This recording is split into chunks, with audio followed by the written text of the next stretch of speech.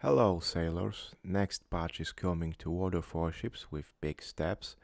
Number is 0.5.10. A week ago Wargaming has announced official stats of 8 German battleships so long awaited by many since announcement during patch 0.5.9. Of course there is no exact release date. We know only that this will happen in August in this patch release. People makes bet that this will happen during Gamescom, but well, hard to say. 2 weeks until end of August and it can happen anytime. In 0.5.10 there will be many changes, but let's first remind new 8 battleships coming to the game.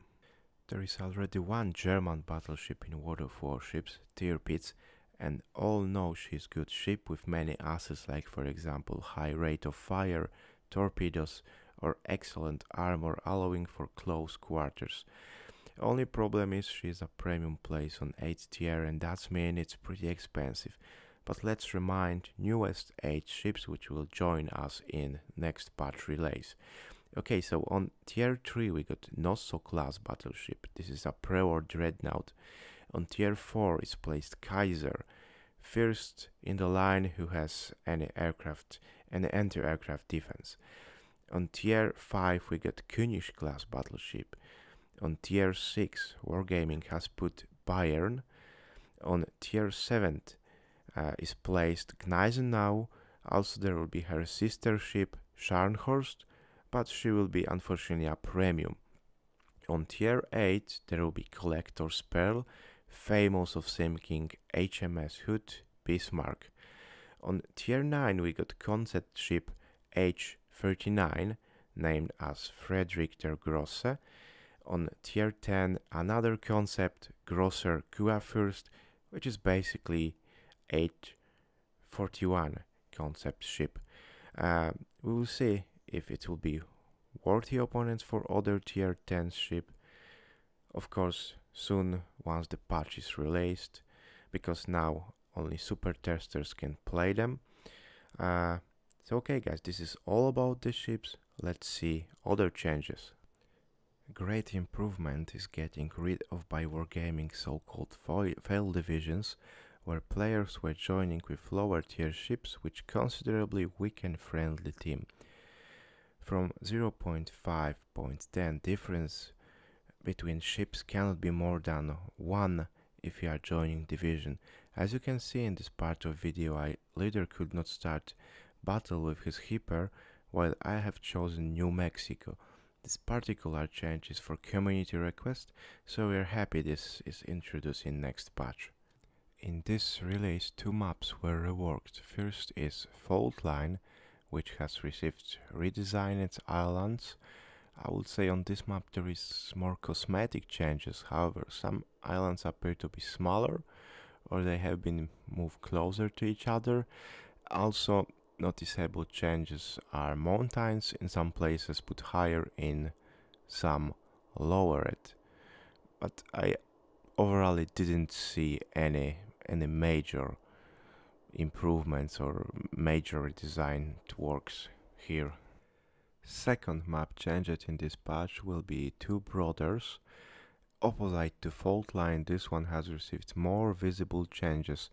Major thing is that the middle was completely reworked, strait was widened, however notice mountains were lowered too, so therefore it's easier to shoot above them.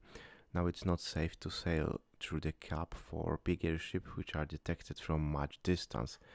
Also coming from middle it's not good option here. Other changes on this map happen to edges of these 2 big islands, and cost was lowered as well, so enemy have more opportunities to snipe over them. Okay, but this is not the whole list of changes yet. There will be also some additional changes in player's profile. This will now show the individual ship statistics and including following data such total average and highest damage for a single battle that allies cause to enemies spotted by the player, total average and highest number of enemy ships spotted by the player, total average and highest potential damage per battle, also how many points you participate in capturing and defending key areas. This will be calculated as a percentage ratio of the points earned by the player to the points earned by the rest of the team. As you can see on my screen, I'm already searching through those statistics. You can group them, you can enter any statistic. This is also for cooperative battles, for random battles, for team battles, as well for the ranked battles. So it's very helpful for player to determine what their performance in a battle. Okay, also there'll be some minor changes to the post screen after battle, the post battle statistics. There will be new data such as damage to the allies caused to enemies spotted by the player, number of fires the allies caused to enemies spotted by the player, potential maximal damage from shells, bombs and torpedoes that hit the player ships, as well those which were launched by the enemy players but did not hit it. There will be also number of enemy ships, squadron and torpedoes spotted by the player, as well as capture and defense points. This will be included in post-battle statistic. Okay, in this patch we'll also have 4 new permanent skins. Basically one is for Bismarck, which I cannot show you because I'm not super tester.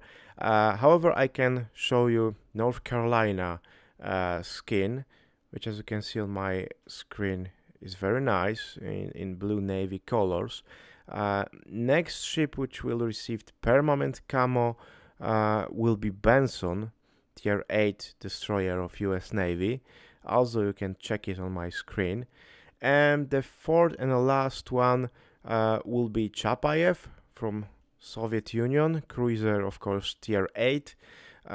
So those are 4 ships which received new permanent camouflage. Patch 0.5.10 will also offer improvement for players with color vision deficiencies. By entering settings, you can choose one of the 3 following color palettes for deuteranopia, second one from protanopia, and the third one for tritanopia. I was curious just to check them, and those diseases are not funny. For example, deuteranopia is color blindness resulting from insensitivity to green light, causing confusion of greens, reds, and yellows. The next one, the protanopia, is color blindness resulting from intensivity to red light, causing confusion of green, reds, and yellows. And the third one, the tritanopia, it's a color blindness resulting from intensivity to blue light, causing confusion of green and blues. And I think this one is looking most problematic. I was trying to play with such settings. It's very hard, so I must imagine how those people feeling when they see completely different colors. It's not possible to play in such environment. In this PTR, we have opportunity to play the ships of max 8 tier, tier 9 and tier 10 was blocked. I think this is because on previous PTR people were playing mostly Yamatos and other tier 10 ships instead of test low tier ships with recalculated armor. But on this one PTR we have opportunity to check some premium ships, which is a very good idea. I think this should be also implemented in live server. For example, for 10 battles you received on PTR 12,500 doublons, and you could check how you can play with Atago, Tirpitz or Atlanta. So as I said, this is very good idea. I think this should be implemented in live server. For example, you should be able to play with premium ship for 1 hour just to check if it's suited, if it's good, and if you decide to buy it or not. Apart changes in audio, I didn't mention about shell normalization changes. The VGS statement was the change has been made in a systematic manner and will slightly increase the predictability of armor penetration for players. It is not aimed at changing the efficiency of individual ships and will not have any significant impact on gameplay. However, they introduced some kind of simplified system, and shells up to including 139mm have 10 degrees normalization, above 140 millimeters got 8.5 degrees normalization, around and above 153 millimeters got 7-degree normalization, and cannons above 241 millimeters and more got 6 degrees of normalization. I don't know, because during this test a lot of people were complaining about over penetrations and a lot of amounts of ricochets. So these changes maybe not be implemented in 0.5.10. I think Wargaming will investigate it further. However, we will see. And this was also one of the features tested on public test server. Okay, that's all, folks. I hope you enjoyed this video about changes in patch 0.5.10 of World of Warships. You can check my other videos as well. Don't forget to subscribe, like and share this video. I need your support. Good day and see you later.